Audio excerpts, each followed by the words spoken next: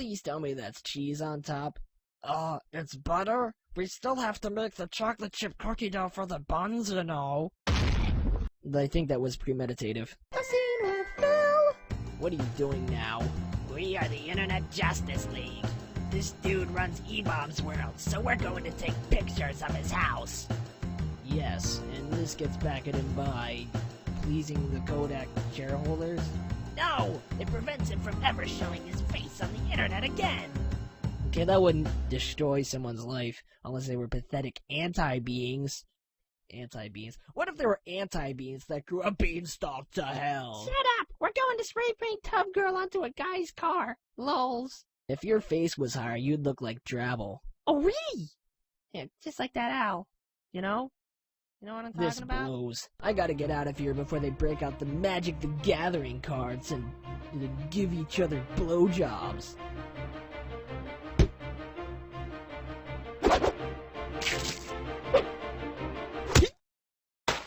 I probably shouldn't have used the tranquilizer dart. Help! I've been taken beyond my will by fat, greasy, balding, maple story-loving brain jockeys.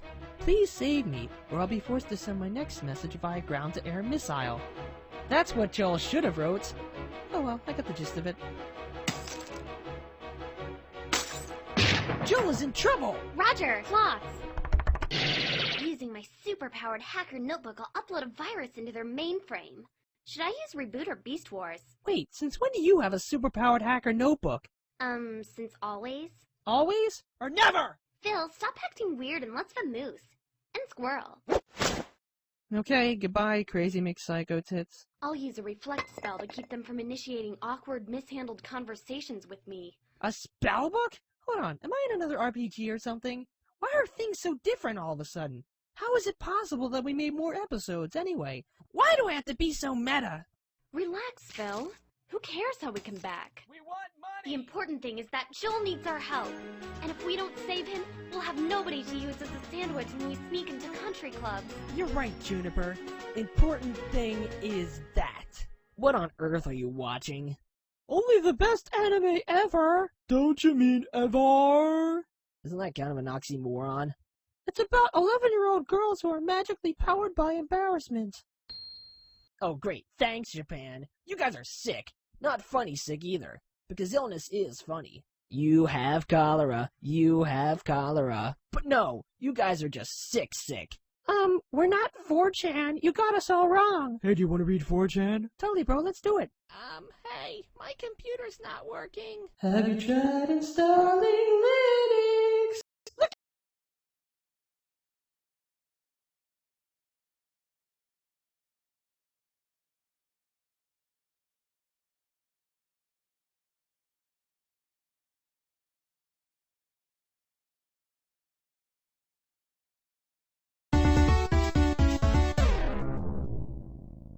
Three friends become the guinea pig of a brilliant inventor.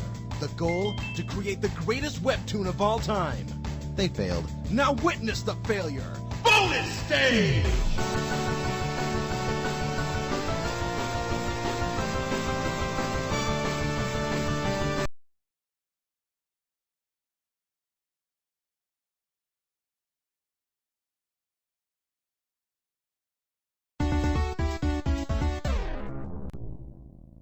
Three friends become the guinea pig of a brilliant inventor. The goal? To create the greatest webtoon of all time. They failed. Now witness the failure. Bonus stage!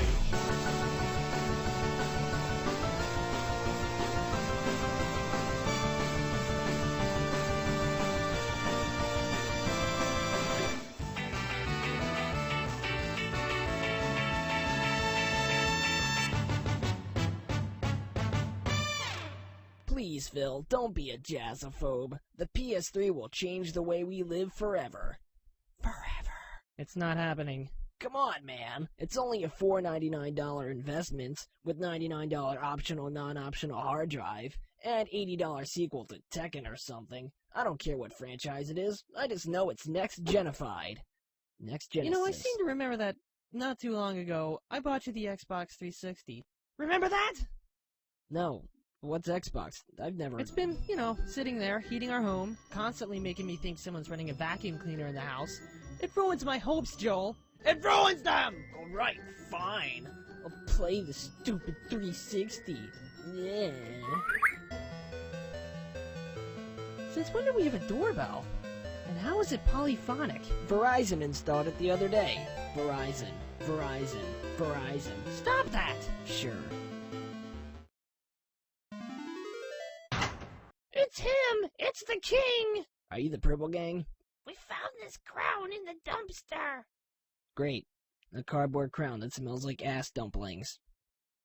So is that all, or...? You're the king! The king of all gamers! Long live the king! Long live the king! Yes. Bye. I'm being kidnapped, apparently. Alright, cool, see ya.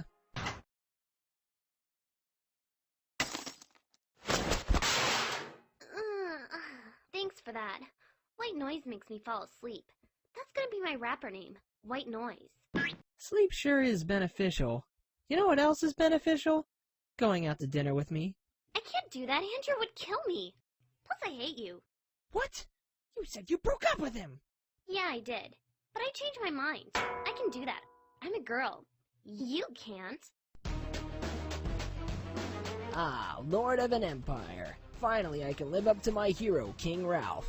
People of I don't know the place that this is, but I don't want to stop talking. Oh god, I am trapped in this sentence. Somebody save me, please. Okay, I'll just call it Dawson's Creek.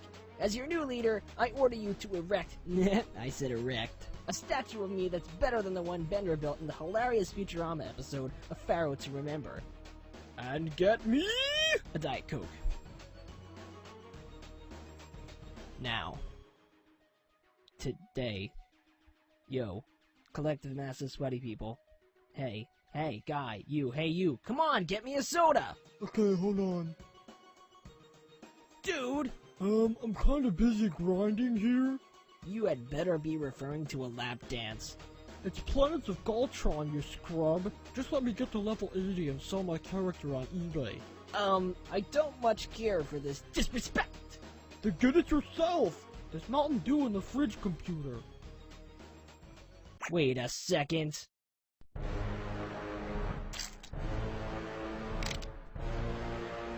This isn't an empire. It's a LAN party! Yep. It's like I'm the lifeguard of an above-ground pool. Craig, do you think I'll ever find true love? Not with that face.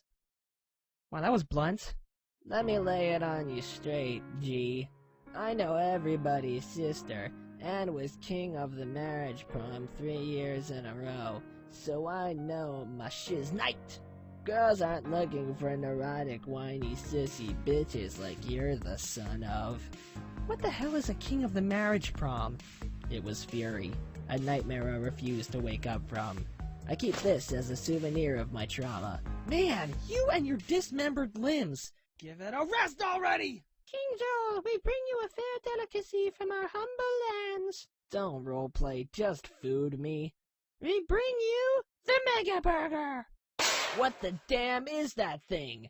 It's a hamburger wrapped with bacon and deep fried inside of another hamburger. Please tell me that's cheese on top. It's butter? We still have to make the chocolate chip cookie dough for the buns, you know. I think that was premeditative. A scene with Phil. What are you doing now? We are the Internet Justice League. This dude runs E-Bombs World, so we're going to take pictures of his house. Yes, and this gets bracketed by pleasing the Kodak shareholders? No! It prevents him from ever showing his face on the internet again! Okay, that wouldn't destroy someone's life, unless they were pathetic anti-beings. Anti-beings? What if there were anti-beings that grew a beanstalk to hell? Shut up! We're going to spray paint Tub Girl onto a guy's car. Lols. If your face was higher, you'd look like Drabble. Oh, really? Yeah, just like that owl. You know? You know what I'm talking This about? blows. I gotta get out of here before they break out the Magic the Gathering cards and give each other blowjobs.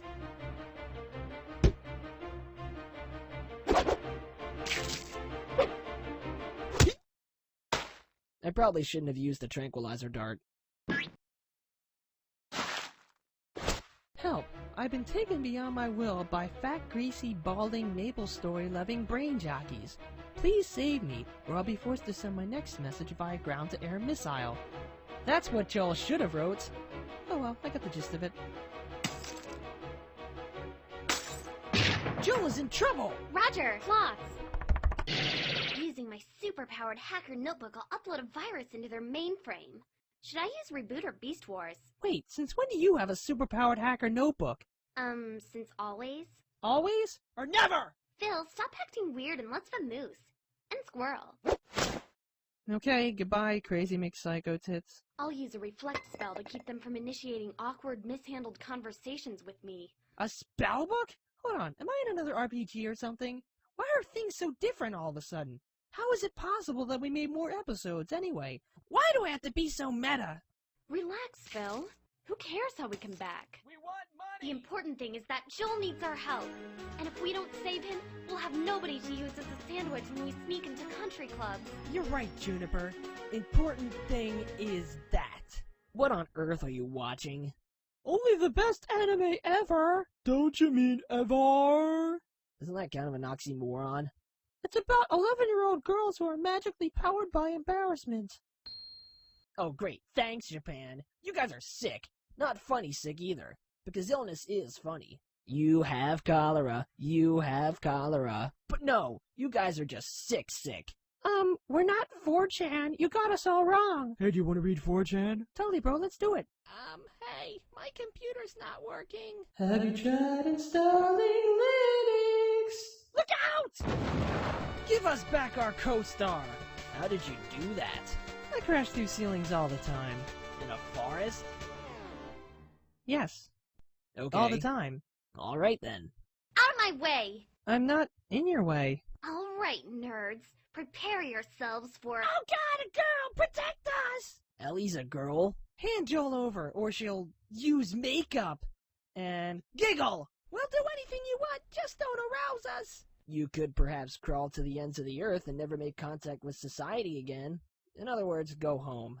Well, everything's back to normal. I just wonder if those nerds will ever find a true leader. Why would you wonder that?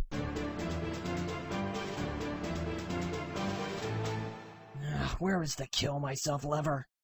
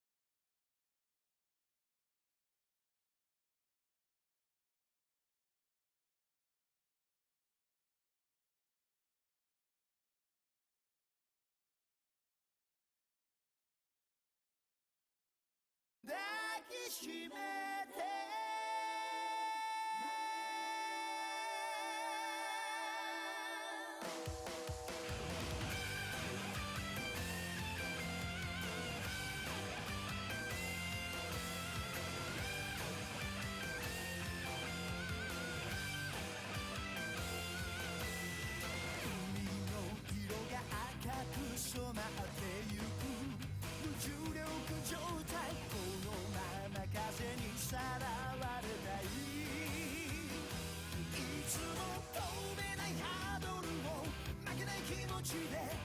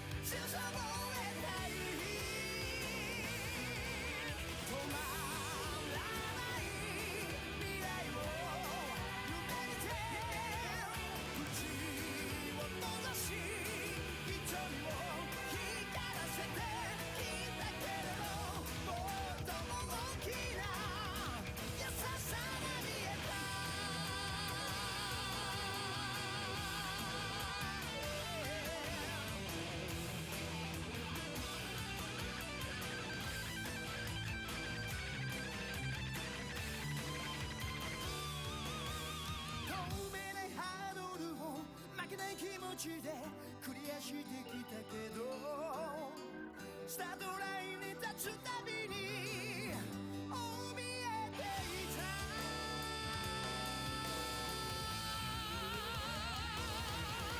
止まらない未来を描いて腕を伸ばし中を開いて止まらない未来を目指して譲れない願いを抱きしめて色あせない心の地図光にかざそう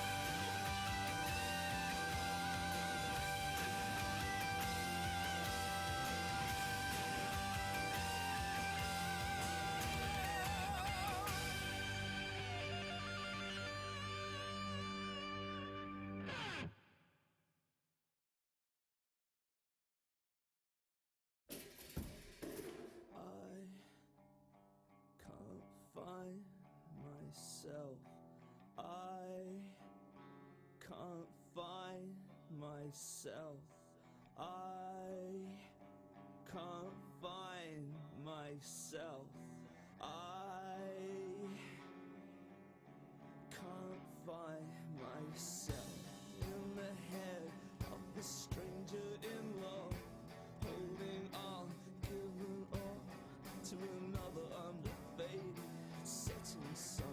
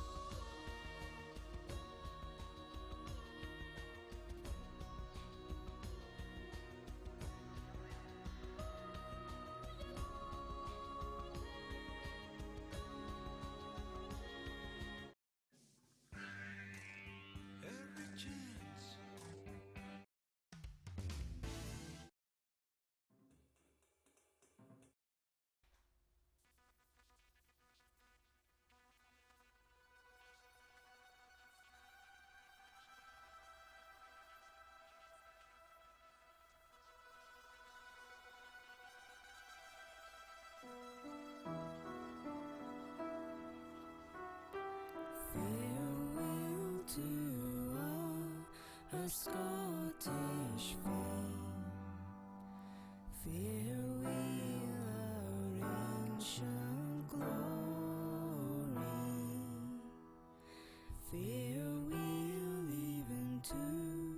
the Scottish name.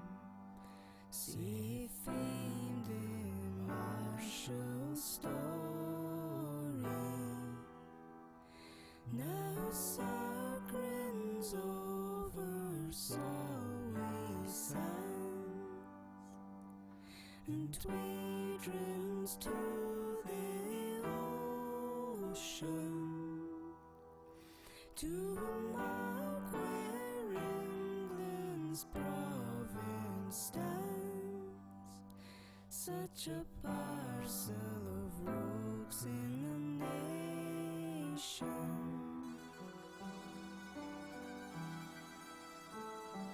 What force or guile could not subdue through many warlike ages is wrought now by a coward few, for hireling traitors' wages. The English still we could distill, secure in valor's station. But English gold has been our bane, such a parcel of rogues in the nation.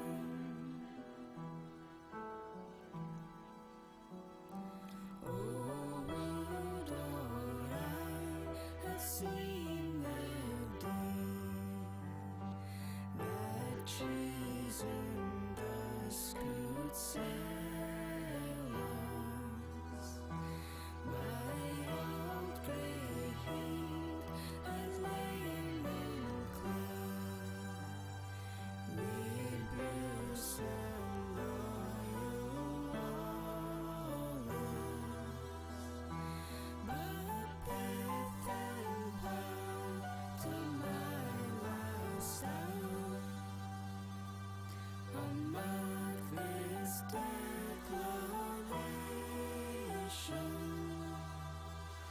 we bought and sold for English gold, such a parcel of rogues in the nation.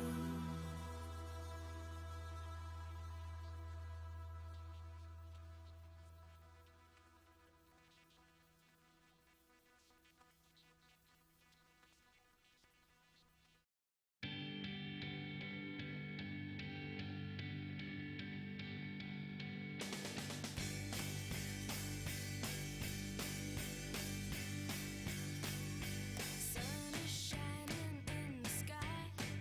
The rain a cloud inside. It stopped raining. Everybody's in a play, and don't you know it's a beautiful new day? Hey, hey.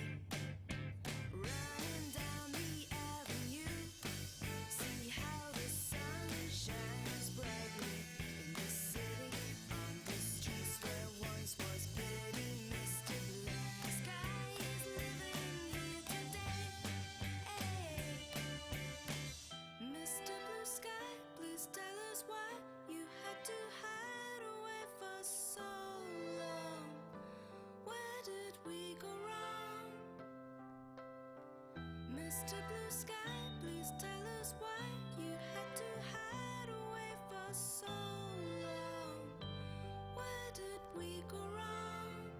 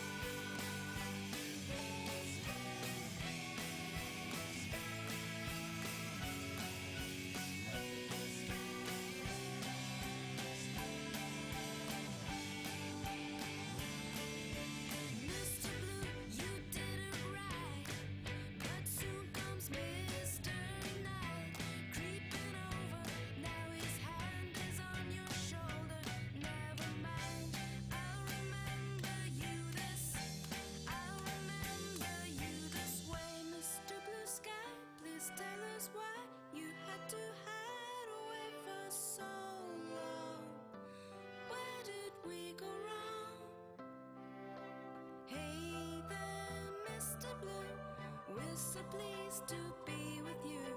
Look around, see what you do. Everybody smiles at you. Bum, ba, ba, da, ba, ba. Bum, bum, ba, da, ba, bum. Bum, ba, ba, da, ba, bum, ba.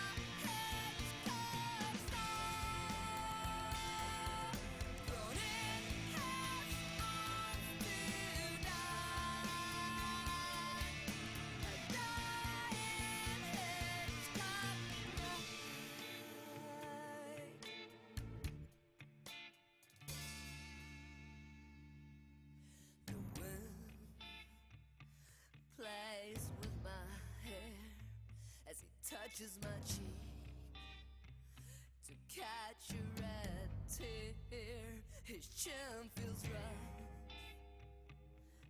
as he whispers in my ear, tonight you will die as a hedge cuts scarlet. Tonight I'll die in black and white, just like a hedge cut star thrown in his arms tonight. A dying hedge cut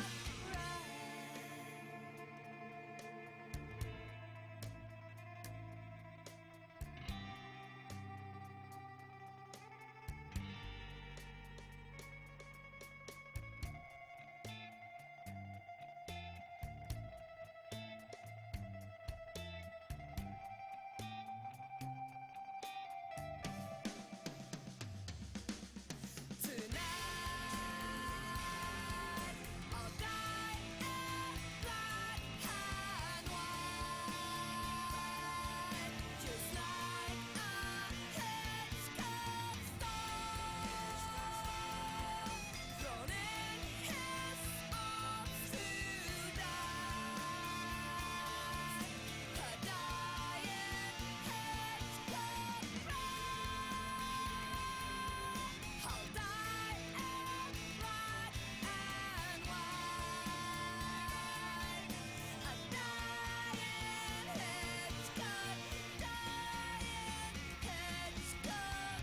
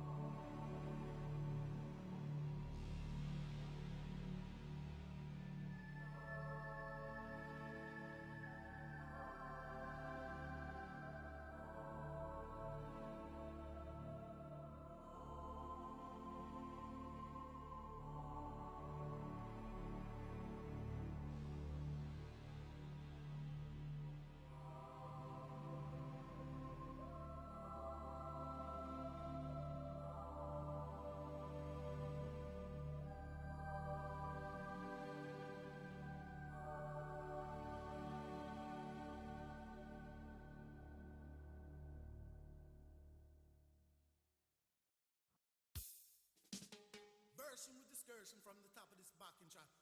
As Bunny Lee the Agaman would say, hit me back for days and extra days. Lawrence would say, oh boo skaboo, arite, young rich young black. It's very sad, alright, take five. Version girl, like the morning sun. So you've had your fun. It's so hard to find a personality with charms like yours for me. Ooh-wee, ooh-wee. You I would say bow wow wow wow. What's your name? It Mary Sue Aurelian.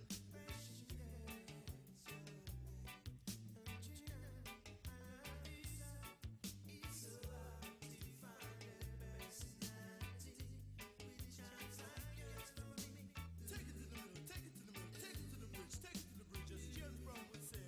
Bridge! Wait until my shoes will get worn out.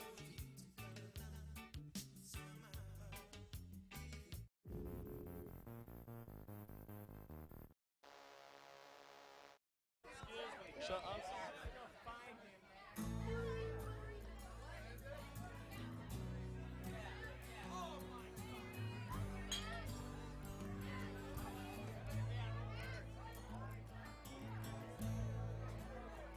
How's it going, dude? Hey, man, what's on?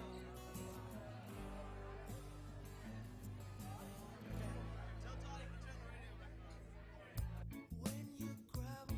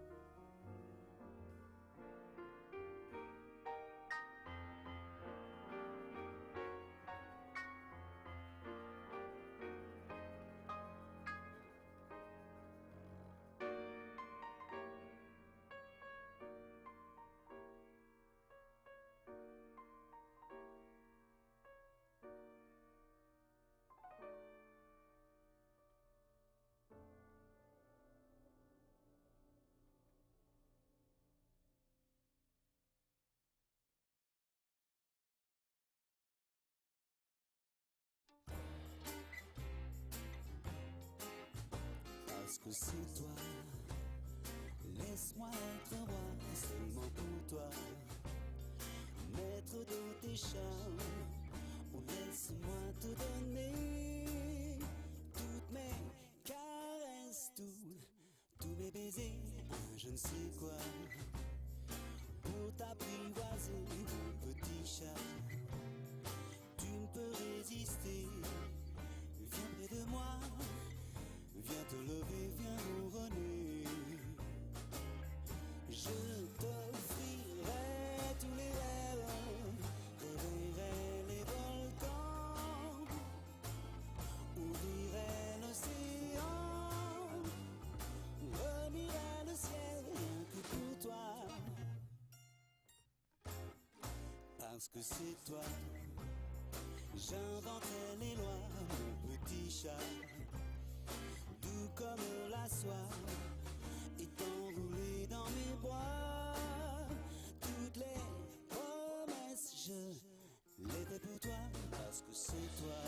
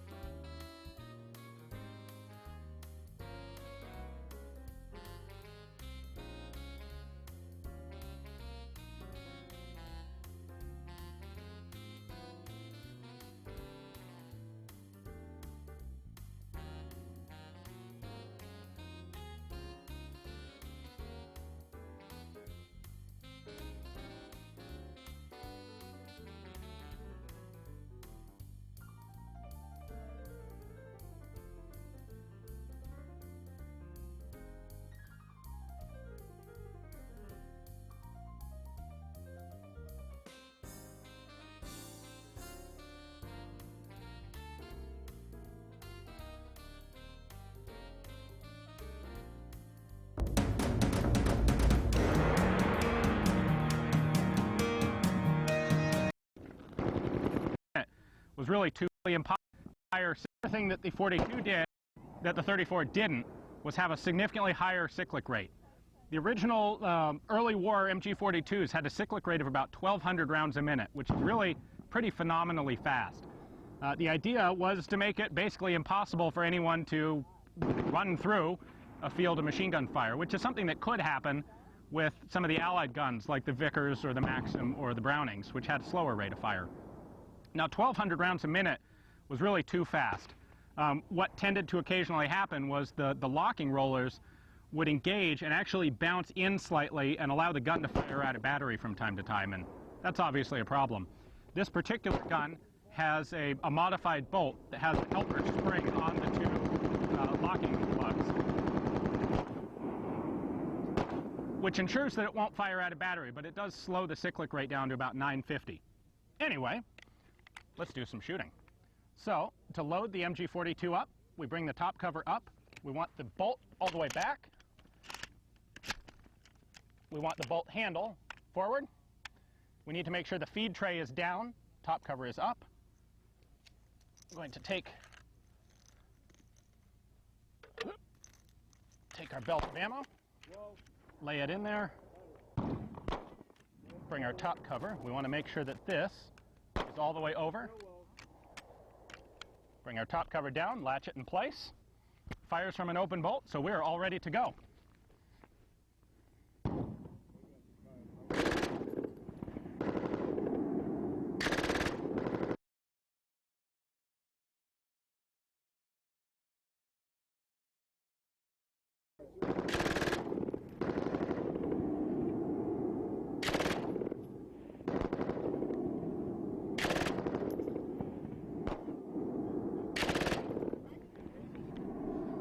This thing's really impressive. Goes through ammo fast. It went through spare barrels fast. In fact, let me empty the belt out here and I'll show you how we go about changing the barrel.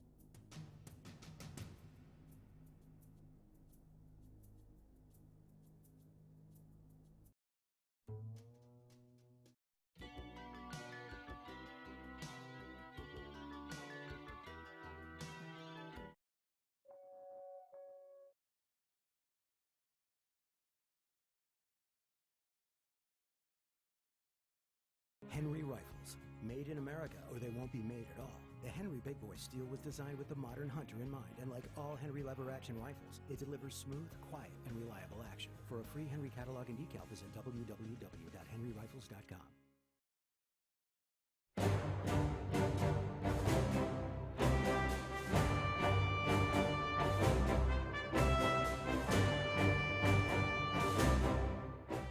Okay, welcome to the very first of a series of videos which we're making at the National Firearms Centre here in Leeds.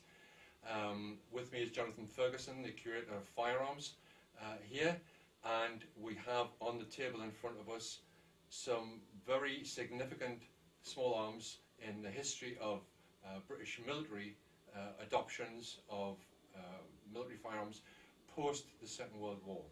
We have an EM1 rifle, the Thorpe rifle, we have an EM2, the Janssen rifle, and we have a very early 280 caliber FAL designed by Duidon Save.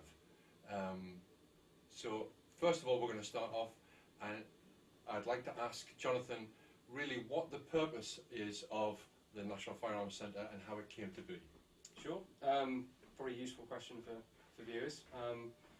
People tend to know the name the Pattern Room.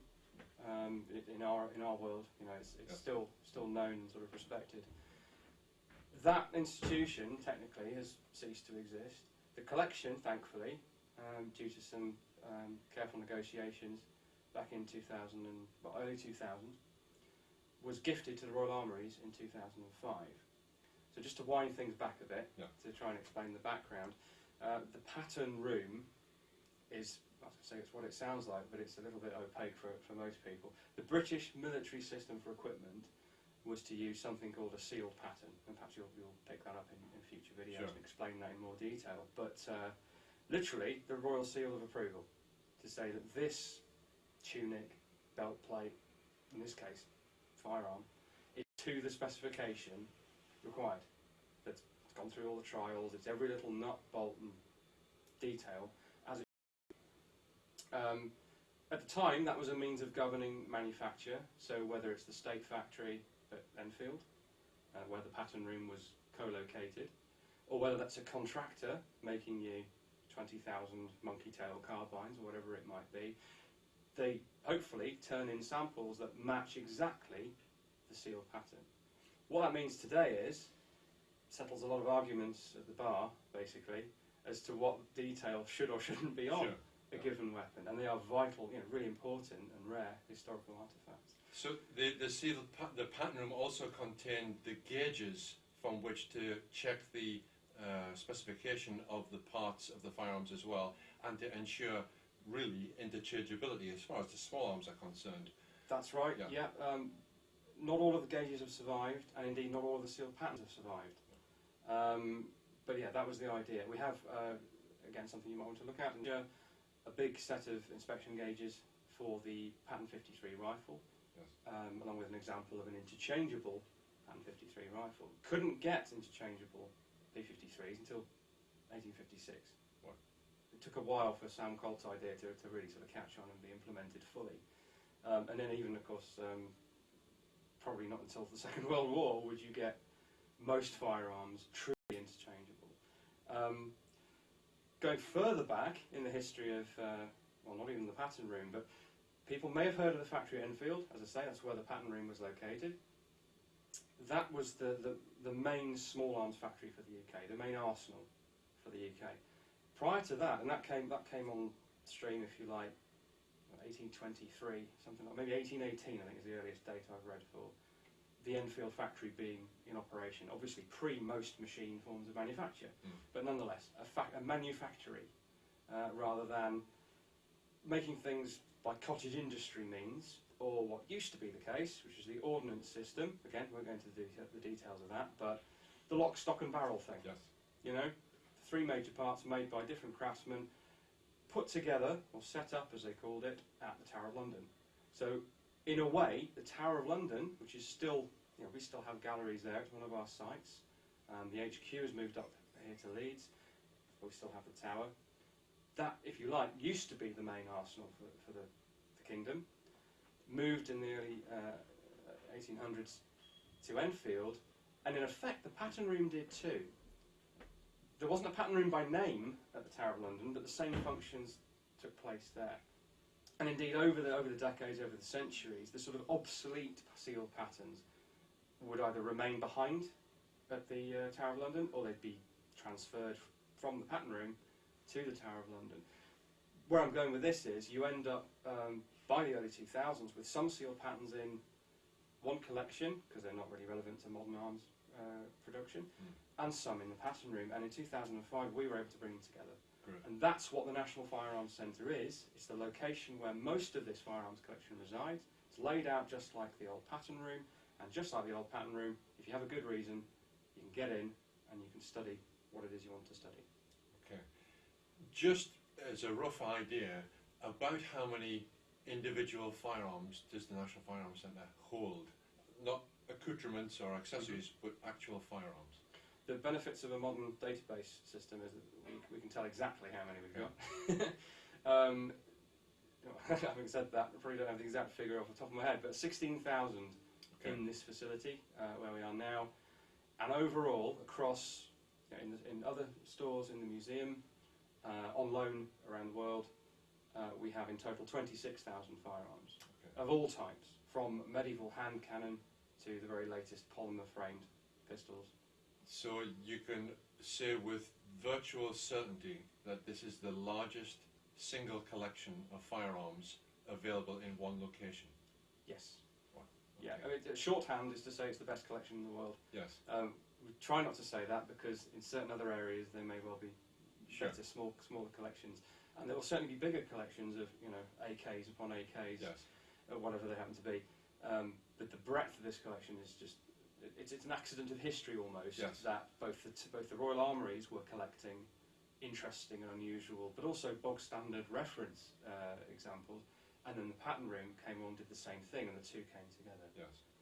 So we spent some time earlier going through the halls where the collection is stored, and I had given Jonathan a list of small arms that I wanted to see, and we saw every one.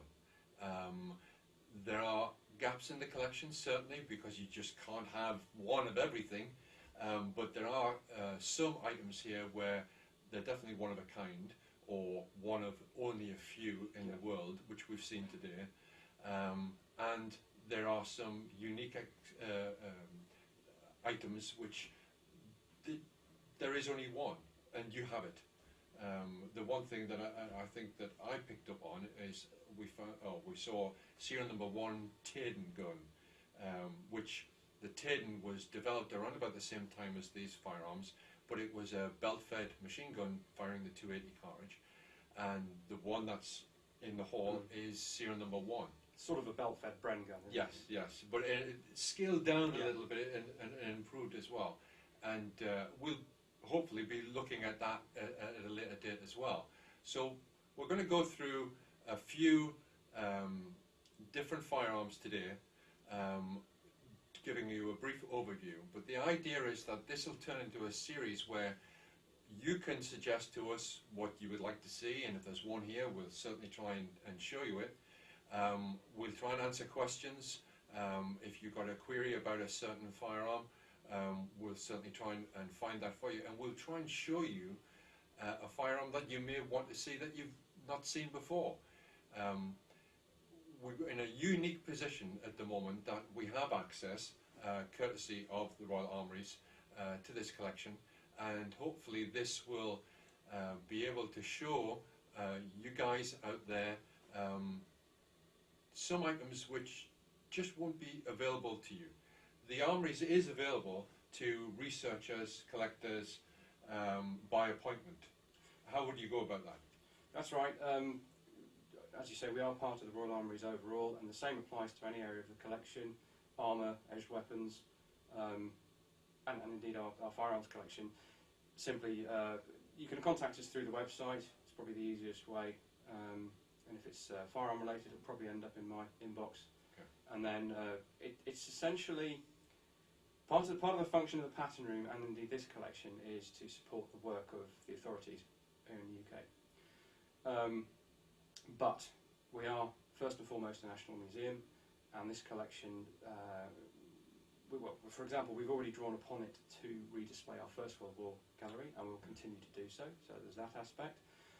Whether something's in the stores here, in the stores in the main museum, or even on display with sufficient notice, and again, email is the best way to do it.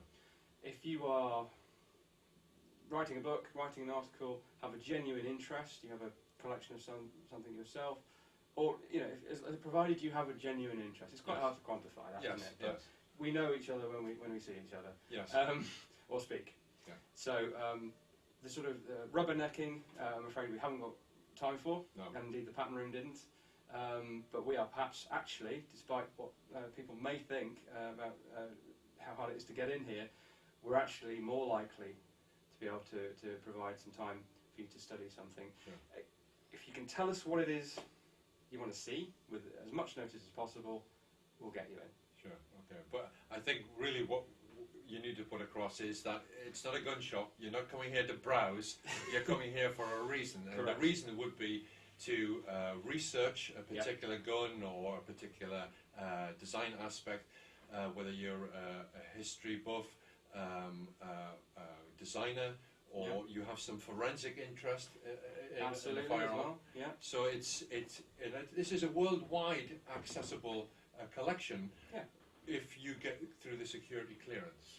Yes, photo ID is absolutely imperative, and we have our procedures here that we won't go into as to get in. But it's again, if you are a bona fide researcher, and that can include just enthusiastic interest, provided there's some sort of evidence of it, the website or some notes you've made or something. Okay, thank you for explaining that to us, Jonathan. It's a very interesting collection. Well, I think that's an understatement in itself. What we're going to do now is we're going to give you over of the EM1, the EM2, and the 280 FAL. We'll go through some of the design aspects of all the rifles, and then if you have any questions, we can visit that on the website. So let's see what we can show to you today. I know of myself, I've never handled an EM1. I've actually fired an EM2 in 7.62, but I've never seen an EM1. So I'm very interested to see the differences and the idiosyncrasies between the two weapons. My interest as an engineer is that I know that the EM2 was flapper locked. The EM1 being roller locked really is the better technology, but I now know why there was a pitfall and it wasn't proceeded with. So let's look into the different weapons and we'll go from there. Here we have the EM1 rifle. This is the predecessor to the EM2. They were actually developed at the same time, and then they would go with the best design. The EM1 came from the Corsac EM1 light machine gun, which was in 7.92 full caliber cartridge. That was dropped and this was proceeded with, but eventually this was dropped in preference to the EM2 design. And the EM1 is a roller lock design, which again draws from the developments in Germany. I think the Garat 4.5 was used as a model for the locking system. The receiver is pressed steel. Now, one of the reasons why it wasn't proceeded with, it was determined that the EM1 was more expensive to manufacture than the EM2, which seems strange nowadays because it's a pressed steel receiver, whereas that's the norm these days and it's the cheapest route to go down. Once you have the dies manufactured, you can stamp out many thousands of receivers. But at the time, British industry probably wasn't up to the same capability or standard that the Germans had, who've been doing it for a lot more I think that's the thing. time.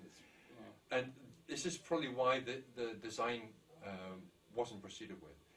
It's got a pistol grip which is very reminiscent of the FG42 second model, and the cocking handle is interestingly on the opposite side of the EM2. It's on the left-hand side, which, for someone who is right-handed, is much more natural, and you wouldn't drop the buttstock out of the shoulder to cock the weapon and then hand back on. The EM2 is much like today's SA80 or L85, where you'd have to cant it across and either use the weak hand or take your hand off the trigger and cock it that way. That would be my preferred method, because you will do some serious damage to the knuckle of your hand if you Yes. try to cock it the other way and you're not extremely careful. Well, it's one of the drawbacks of the bullpup in a way. I, like I say, I've fired the EM2, and it is a little awkward to cock. The EM1, which I've never seen before, looks a lot more natural to be able to cock it that way. If you'd like to give that a go, they both have a great deal of inertia. Right, In terms of the initial unlocking, which is typical of a roller lock or a flapper lock. So, yes, that gives and then runs away with you. So you're right, it is better Yeah. in terms of ergonomics, but it's perhaps a little bit harder. It's Yeah. almost more like, well, being roller locked, I guess. It's more like a G3 or something. Yes, yes. So you're not reaching up for the forend. Now, that has locked open because we've got an empty magazine. Actually, on this one, if I remember correctly, it will still lock open, and you'll have to operate the... Right, okay, so is this like an EM2 where a loaded magazine fitted will let it go forward? So that was obviously one of the design... Am I okay to let it run? Yep. Okay, I'll take the magazine off. Which, of course, you'll need to manually operate the magazine catch, because we don't have the ammunition to... Yeah, okay. So the bolt hold open is... It's the same as on the EM2, so you'll have to take the magazine off, because you need to rock it the other way. Ah. There you go. Got you, okay. So they both have that feature in common, which is an interesting one. Yes, it's not particularly intuitive.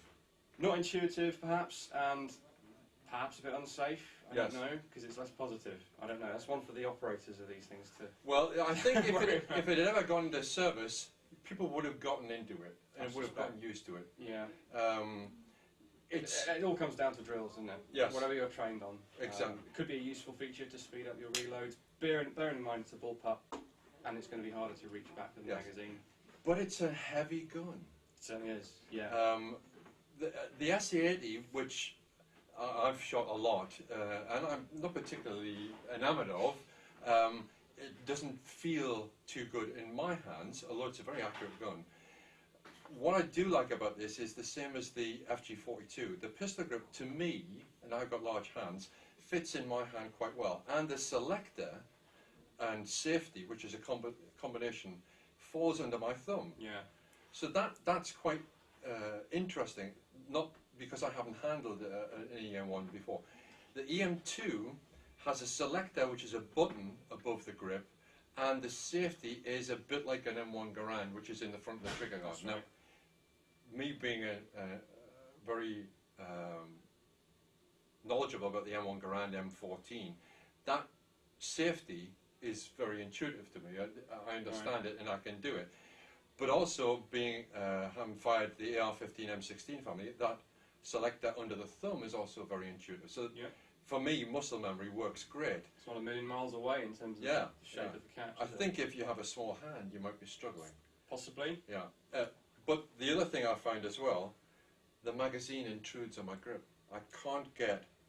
I'm sitting here at a very weird angle into the grip because the magazine's in the way. I think it's just further forward, isn't it, than Yes. the L85? Yeah, yeah. Yeah, I think- and bigger, of course. Yes, yes. Broader, much wider. larger. Yeah. Right. Now, let me... But this was early days for bullpup military rifles. Now, So if I... There you go. Forward there. So the mechanism there looks quite exposed inside the above the magazine, but there is a dust cover on it. There is, which is obviously very good. I think it would have probably passed the dust tests, but these were all prototypes. They weren't production ready. Even the EM2, which was adopted as the rifle number 9, wasn't really ready for service. I don't know offhand how many they had produced by that stage, but it hadn't entered full rate production, had it? Well, 1951. Of the three manufacturers, which was Enfield, I think Collins, and also BSA, who manufactured them, there was probably only around 56 manufactured in total. So it wasn't really finished final, but it was put into, or it was adopted into service, probably because the then Labour government was coming up, or the election was coming up, and the Labour government wanted to say, right, okay, we've done this. It's an interesting point I hadn't really considered. Yeah. And then, of course, after the election, the Tories got in, Churchill went back in, and Churchill wanted to make sure that we didn't have any problems with our allies, the Americans, who were definitely wanting to adopt the T-65 cartridge, which became 7.62 NATO, and they wanted to design of their own. So we redesigned it to use 7.62, which really was a bit overpowered, and it got nowhere. So we adopted it, and then Churchill knocked it on the head. And then we went down the route, and another 3-4 years later, we adopted the Fallon 7.62. So we're going to have a look at the EM2 next, and see some of the idiosyncrasies of that over the EM1, the Thorpe rifle.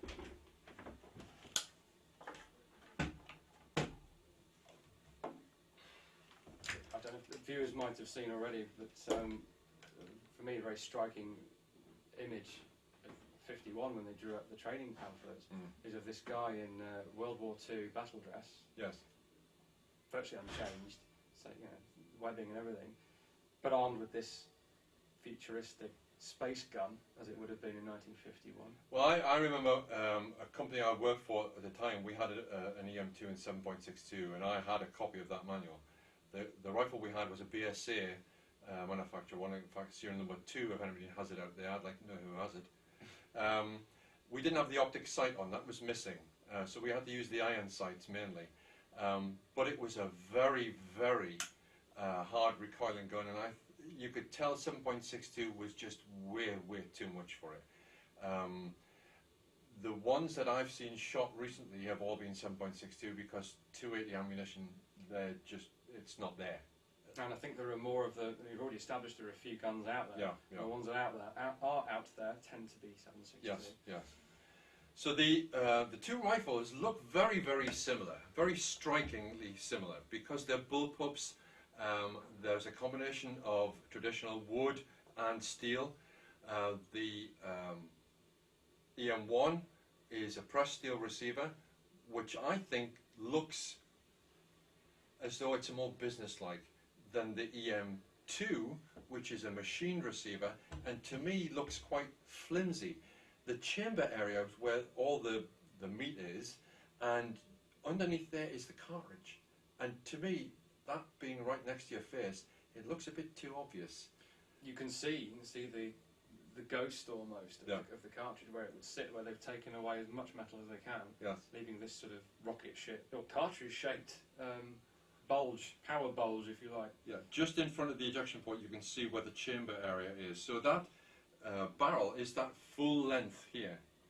There are shortened versions, which we have in the collection here, which were supposed to be for vehicle crews or an SMG type replacement, but it's really only a shortened barrel.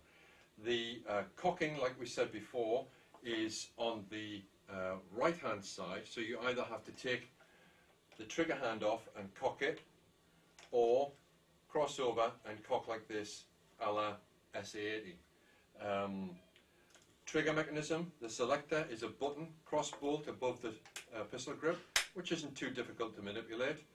The safety is a push forward type, much like the M1 Garand M14 in the trigger guard. Great lift from that system. Yeah, I think why reinvent the wheel at the end of the day? And it's described as a grenade-shaped forward grip. Well, it's like a small pineapple, really. It's a very large palm swell, but it doesn't really give you any chance for anybody with a different stature to have a different grip. No, certainly doesn't account for future trends in how we hold and operate our firearms. Well, if you think about it, the number 4 rifle, which was the predecessor, and the FAL, the L1A1 in British parlance, which came after it, they were all available in different stock lengths for different statures. If you were lucky and you could get one that was assigned to you. But the EM1 and EM2 have no provision for that. I'm not aware of any attempt to provide that, which is a tradition or you know a facility or a feature. It goes back at least as far as the Pattern 53 muzzle loading rifle, was that you had different butt lengths, and the same for the Enfield rifle. Bullpups tend not to have that feature.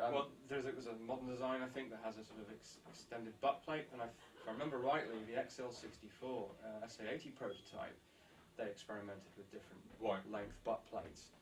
I'm not aware of that on the EM2. Well, I know on the SA80 L85, you can move the optic sight forward and the fixed sight forward and back to allow for different statures, but it's usually frowned upon because of interchangeability, and you may not be issued the same rifle twice. So it's there's a slight drawback I could see in the issuing as well. Again, it has the same magazine between the two rifles, so there is a degree of interchangeability. Not that there was going to be any interchangeability, but a nice looking rifle, and to me, really one of the big things that Enfield was known for was the EM2. And it's always lauded as a very futuristic rifle, but we never ever see the EM1.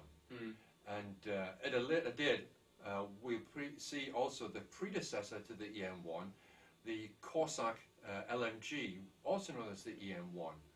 I think EM in that case stands for experimental model, and in this case it stands for Enfield model. But again, that isn't necessary. I've not seen an explanation of why they were both called EM1. But definitely only one Corsac was ever built.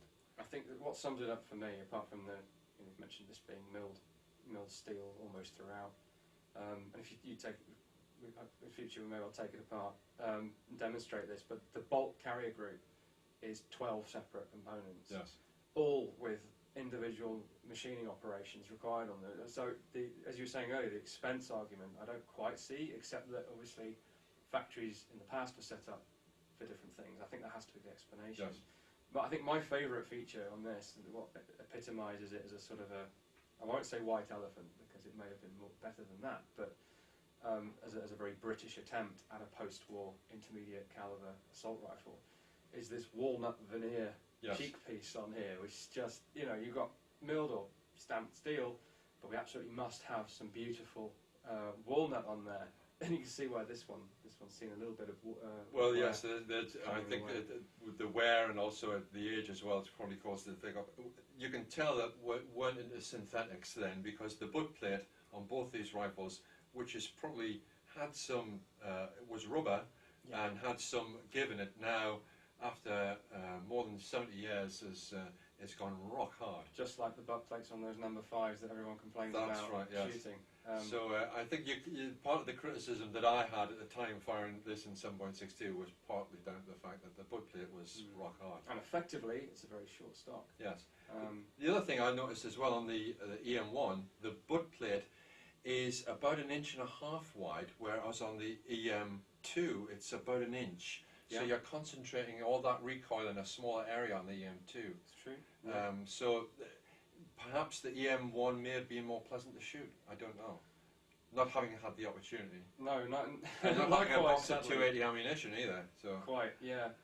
So it's a lot of this is experience gained in firing the 7.62 EM2 that I've had. Never ever seeing an EM1 in the past, but seeing it now in the flesh and comparing the two is just a marvellous opportunity. And thank you, Jonathan, for letting us do that. No problem. The last thing that we will do, and I'll swap the EM2 out for the 280 FAL, is that over the years I've had a lot of experience in the FAL, both in 7.62 and in 7mm. I got Right. to fire one quite a bit in 7mm, and all different manufacturers, either license built, Israeli ones, Dutch, German, British L1A ones. This was one of the very early rifles because it's in 280 caliber. So this was designed by toadie2k, a rifle that was a competitor to the EM1 and EM2, and ultimately it won out. But it lost out in the trials in America, although the Americans built it themselves. I think Harrington Richardson built the T-48s. Yeah. And they could have manufactured it in the US, but I think mainly out of politics and it not being an indigenous design. Not made here. That's right. Yeah, well, we were as guilty of that. Well, exactly. We Up were to a going to go point. down that route. But in fact, we had to stamp our imperialness on it by changing it from metric to inch pattern. Yes, causing all sorts of problems. Yes, and the I think the panel I remember reading about was called the BBC panel, and that was British, Belgians and Canadians who went through and changed all the drawings from metric to imperial measurements, and then the drawings were swapped between the Canadians and us Brits, and the Canadians made the C1 and the C1A1. Yeah. They also made the light machine gun version, or the heavy barrel file version, which we didn't adopt. We had the L1A1, and the Australians had the L1A1 as well, and they had the L2A1, which was their heavy barrel version as well. Yeah. So we'll look at those at a later date, but this is a very rare chance that you'll get to see a 280 caliber file. It's almost identical to a 7.62. It has a few idiosyncrasies. The change levers slightly different. The takedown lever is exactly the same as a Belgian file. The cocking handle is a hook. It's not a folding one. It doesn't reciprocate, but it's exactly the same. There's very little difference between this and a 7.62 file that's made anywhere, except it's in 280 caliber. It's kind of different in every tiny detail, Yes. but overall it's the same gun, isn't it? Well, it's looking on the side. This is definitely an FN manufactured one. Although some of the prototypes and toadie2k worked in England during the war and developed the SLEM1, which eventually became the SEFN 49 and the AFM 49, and that directly then evolved into the FAL, or the Free World's Right Arm, as it's commonly known. Yeah, people are always asking where that phrase comes from, or speculating as to where it comes from. I think it's from the book. Yes. I think that was a great title to come up with for the big book. Yes. On the rifle, and maybe it was being used in gun circles before that. I honestly don't know. It's before my time, but I found no reference to it before that. No. It's kind of true, but well, I know that when I was first introduced to the FAL, that in British parlance it was always called the SLR, which is just self-loading rifle. Exactly. And it really was the first self-loading rifle that the British Army adopted in great quantities. And it's a bit behind the curve there. Yeah, in a way. Yeah. We were a bit slow on the take-off. A little bit. And I think that everybody else had trialled semi-automatic rifles, and so had we. As far back as the First World War. Yes, and but we just wouldn't take it up, and I think there was a reticence to issue a weapon that could use ammunition up at a great rate. There always was, definitely, an institutional reluctance to go for rapid fire, but also in terms of I don't know if it is a military adage, but it ought to be, like, that good enough is good enough. Yes. We could already work those bolts down fast. So why would you need a more complicated, expensive thing that has the same effective rate of fire? Yeah. I think was the thinking. Because we kept trialling them, but it wasn't until 57 until they actually started appearing.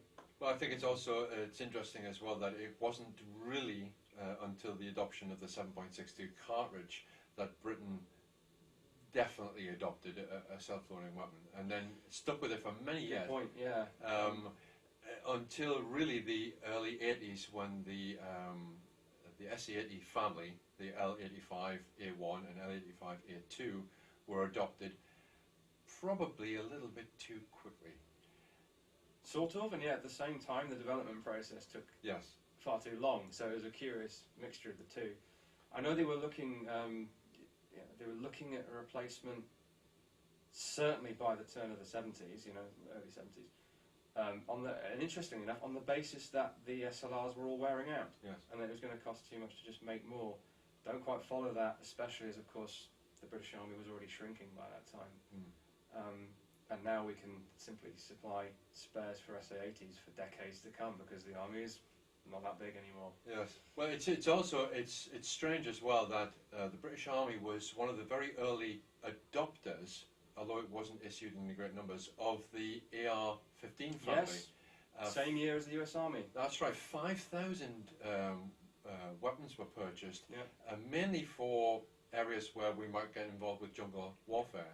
And then a lot of those weapons were then gifted to the indigenous population. Right. Okay. So we didn't keep a hold of an awful lot of them. But it's also, I find it interesting, and Jonathan and I were discussing this earlier, that the takedown of the AR-15, you can take the whole lower off normally. The British Army thought that was a bit of a risk, so we'll put a bolt through the front takedown pin so you can't take it apart, and it opens and cleans like a shotgun, a la the SLR. I think that'll be a subject probably for another video. However, it's not on all of them. No. Now, obviously, a lot of the ARs we've got of that era are test and evaluation examples. So maybe in the field they were always fitted, and certainly photos from the Falklands of Royal Marines with them, they have that cheesy bolt through that. I also wondered if it wasn't that these are originals from the 60s, hence why we called it the Armalite, I think, because they all had the Armalite written on them. Perhaps there's also some play developing between the receivers, and that's to shore that up. We'll have to discuss that later. We'll look into that. We'll look into that later. So anyway, so here we have, like I say, 3 very early 280 caliber rifles that ultimately the EM1 was left behind in preference to the EM2. The EM2 was adopted into British service, but actually never issued and never manufactured. And then the whole of that decision-making process was overturned when a change of government came in, and eventually 4 years later we adopted the FAL in 7.62. So it's interesting to see the range of designs that ultimately were rejected. But then we came back.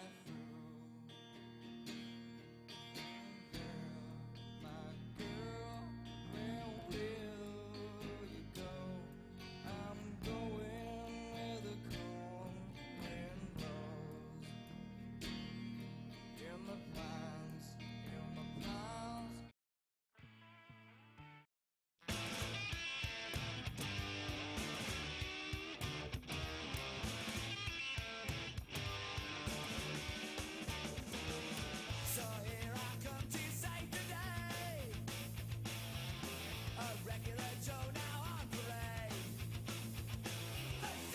It's the only way. They only want it when it's there. So here I come to save the day. The future's here and the past is yesterday. It's the only way. They only want it when it's there. When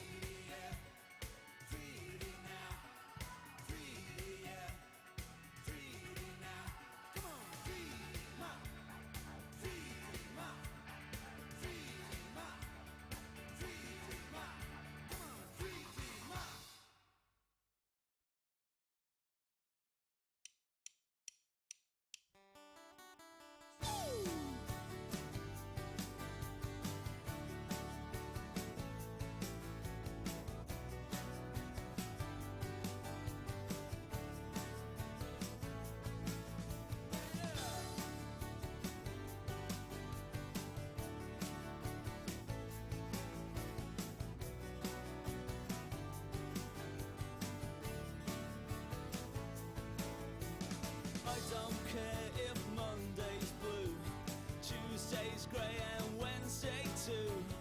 Thursday, I don't care about you, it's Friday.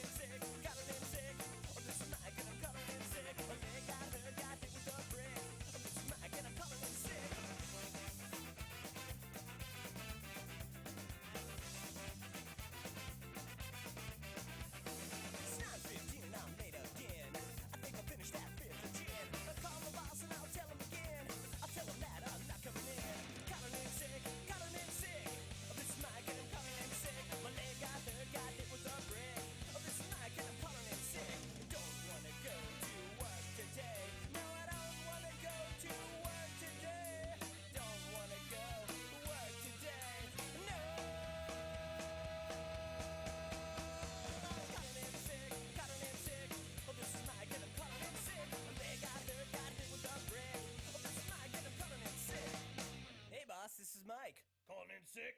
Yeah, fuck you. Calling in sick, calling in sick. Oh, this is Mike and I'm calling in sick. My leg got hurt, got hit with a brick. Oh, this is Mike and I'm sick.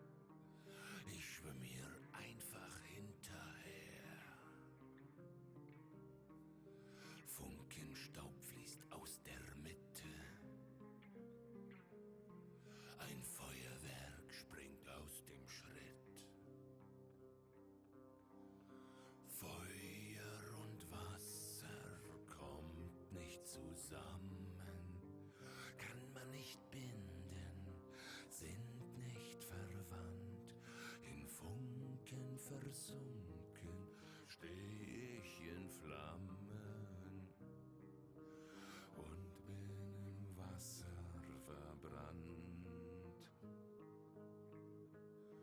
Im Wasser verbrannt.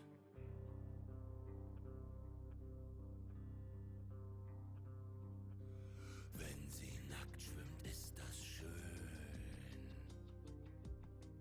Dann will ich sie von hinten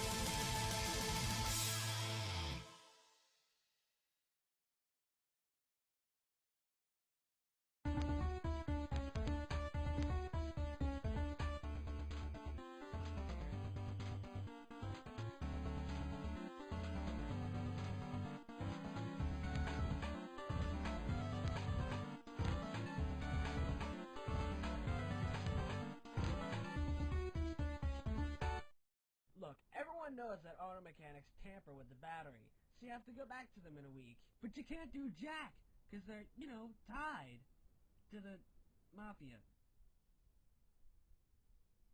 I know this fascinates you, you fascinator. You don't have a car. I have a car. I bought it, and you can't drive it. It's expensive, and it's European. Yeah, that's a box. It is now, thanks to my mechanic, Brad, whom I shall now call Brad the Bad Guy. What's with the puddle? Oh, he gave it a free oil change. Yeah, that's something they glorify to make you ignore the fine print, but I don't buy that. So, it's always been a cardboard box. Phil, it's a transformer. It becomes a hover jet, and we're gonna go find the mini-cons, and, you're not invited. Oh, sure it is. I mean, why should I doubt Brad the Bad? Because he's 5 years old, Phil, that's why you do it. Wait, what? You swindler! I demanded that my car be new and improved, not replaced with your post-G1 technology. That's not improved. That's deproved. You know nothing of my orders. Let me just get this straight. You bought a car, and then you gave it away to a 5-year-old? That's right, I did it. I've made worse deals in my life. Like what? This one time, I sold a house to buy a car. The details are largely unimportant. You sold our house? There are starving children out there, Phil. And what kind of man would I be if I didn't give them a little happiness? Where do we live? Shut up and get in the box.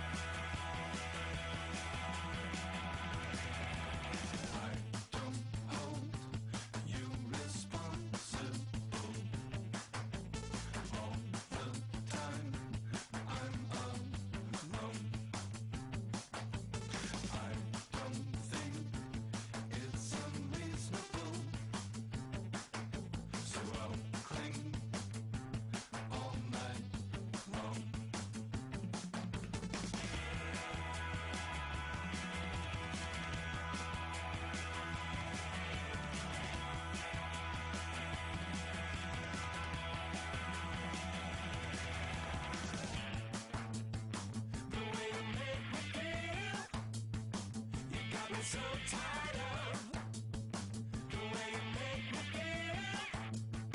You got me so tired of the way you make me feel. You got me so tired of the way you make me feel.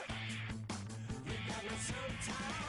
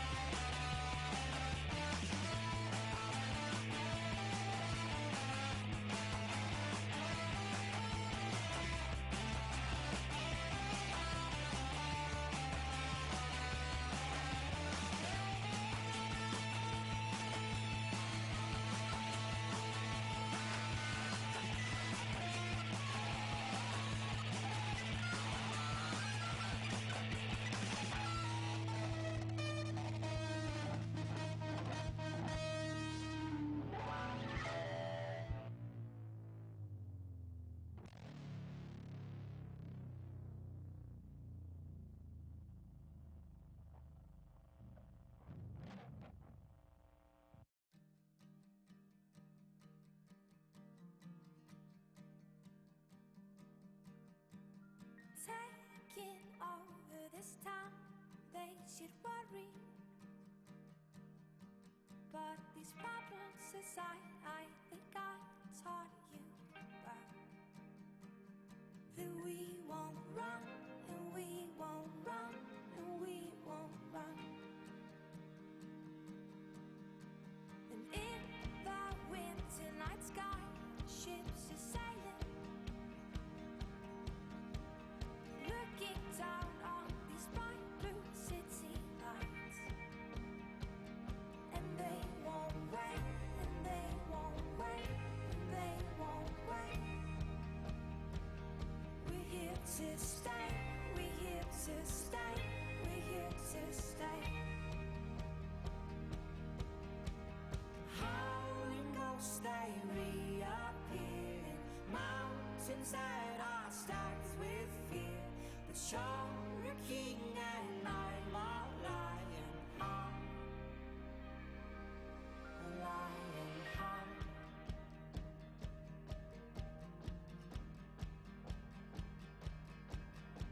It's crowded up the way as we move slowly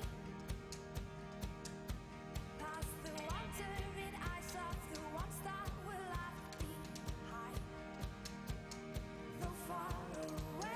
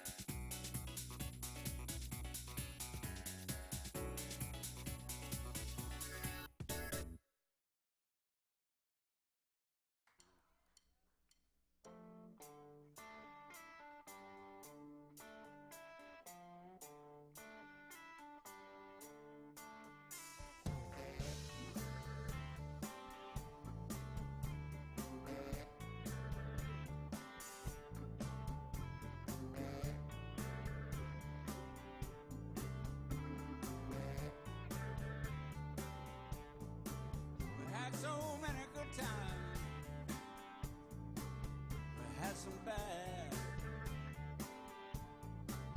We shared the happiness, shared some sad.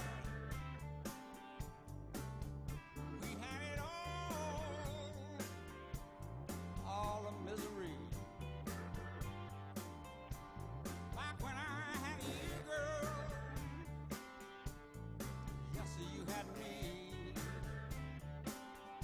'Cause when you saw something fresh, you wanted next to your pretty little flesh.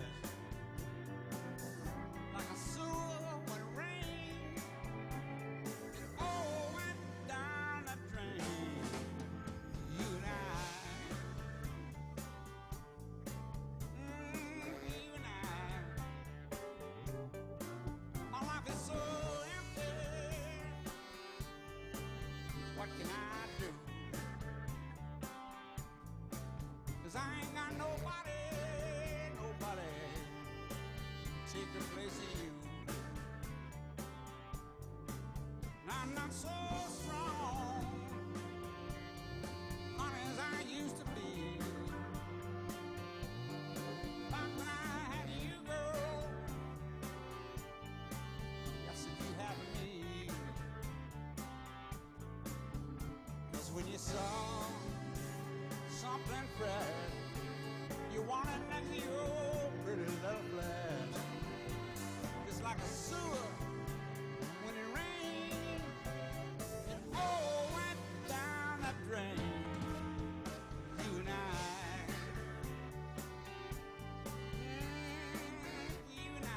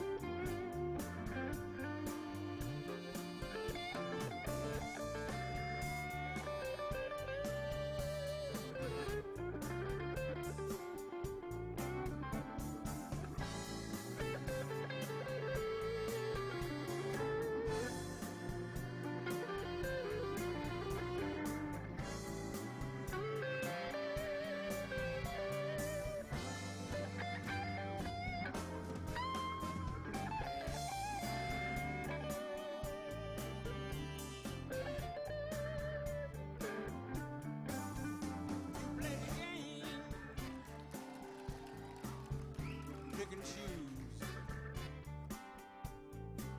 Yesterday I sang a love song. Now they got me singing the blues. Right now I'm not feeling so strong, honey, as I used to be. Years of trial and lots of arguing with depositions from everybody involved, it eventually came out in 1922 that he was correct and he had the rights to his rifles. Sadly, they were not adopted and didn't go anywhere, and he was going to die a year later anyway, so he lost a lot of cash and then fell over dead. Those depositions, however, have been extremely valuable because the book that I'm going to strongly recommend at the end of this episode uses them to rebuild a lot of the story of these guns, and I highly recommend it. I'd name it right now, but none of you are going to remember anyway. I'm going to have a nice clear link for you. It's a beautiful piece of work. Alright, on that note, let's get May in here and talk about this honey. We have not changed clothes in 2 weeks. At all. Or we just filmed back-to-back on this one. It was Luger Day. Okay, so let's go ahead and get May's opinion on the LP08. Here you go. Thank you.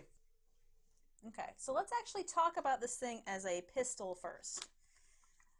Very minor differences from the P08. It's got a longer barrel, which does help a little bit with the recoil, and it has improved sights. These sights are actually incredibly clean and easy to read, much better than the ones that were before.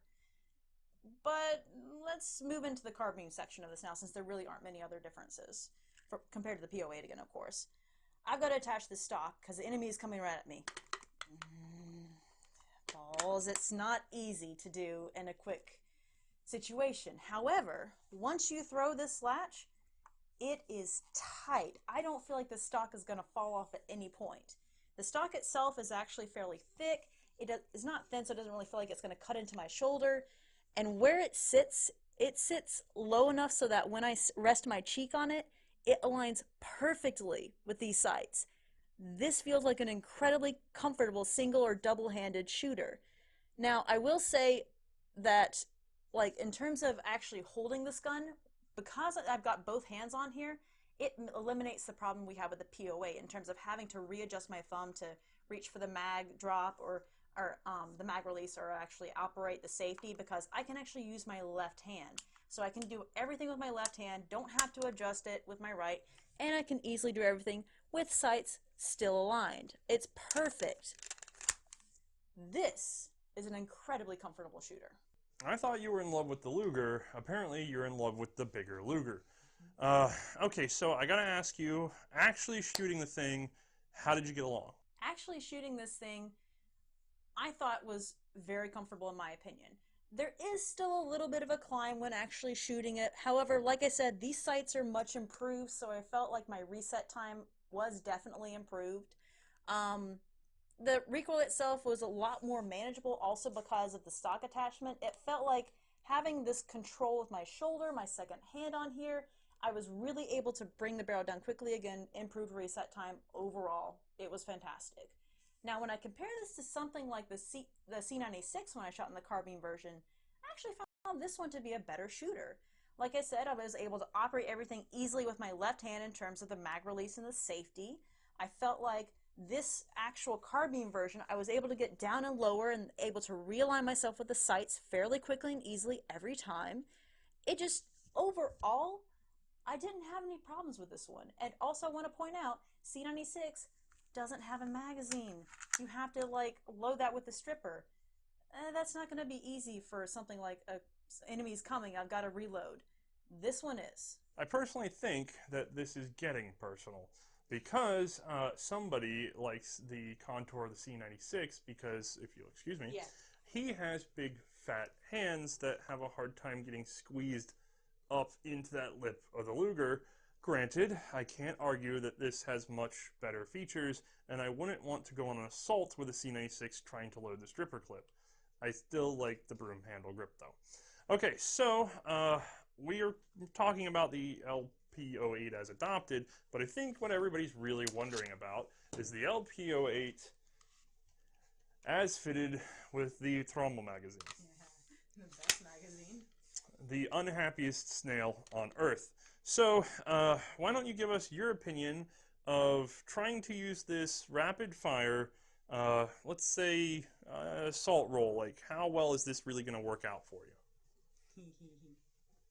For me, this made me the happiest girl on earth. I'm not going to lie. I felt that doing a magged up on this, nothing was going to come out alive after that. The paper target definitely went down. I'm not going to lie. But it just, I don't know.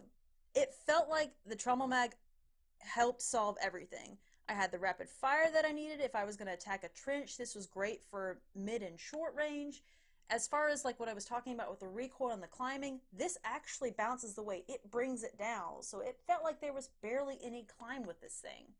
32 rounds, this was fantastic. Now, it just might be because I'm clairvoyant, but I have a feeling how this next question is going to turn out, but we'll still ask it anyway. Would you take it into battle? Oh, gee, I don't know.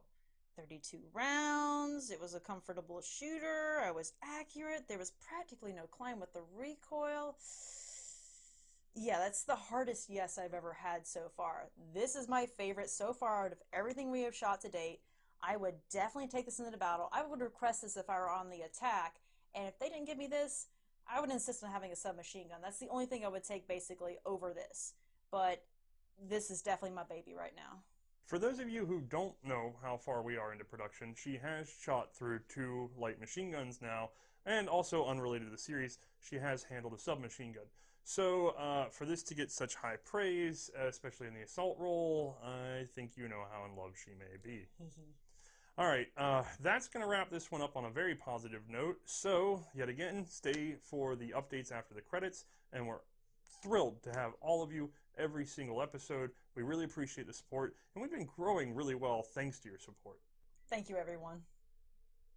Back when I had you, girl. Yes, sir, you had me. 'Cause when you saw something fresh, you wanted next to your pretty little flesh. Just like a sewer when it rains, it all went down that drain. You and I, for you and I.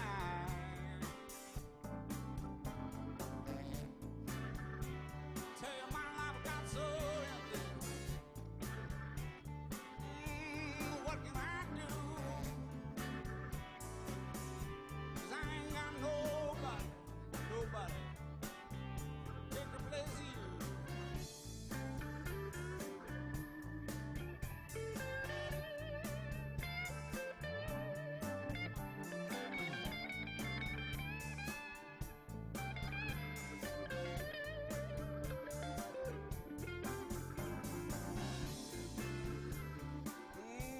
Just like a sewer when it rains. You know it all went down that drain. You and I, for you and I. You had me all right.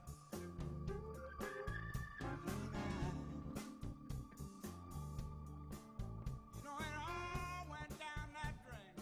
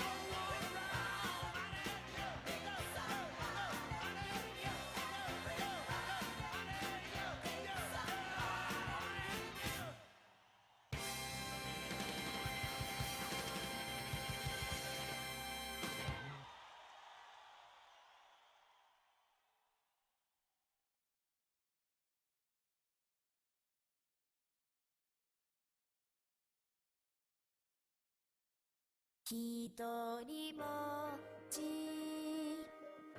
不確かな声を僕は探してまぶたの奥残っ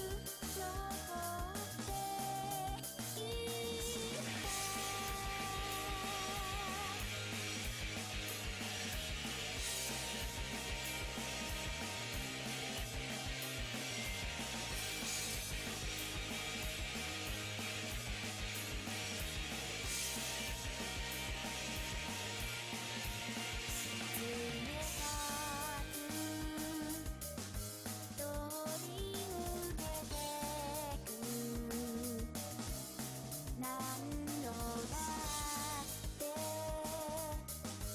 いた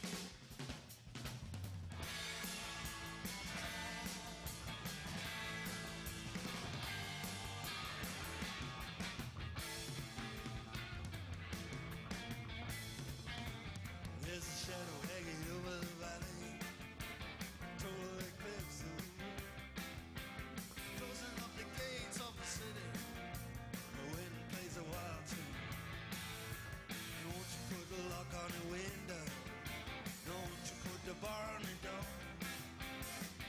Don't you cry for the rain in the sky. You've seen a storm before.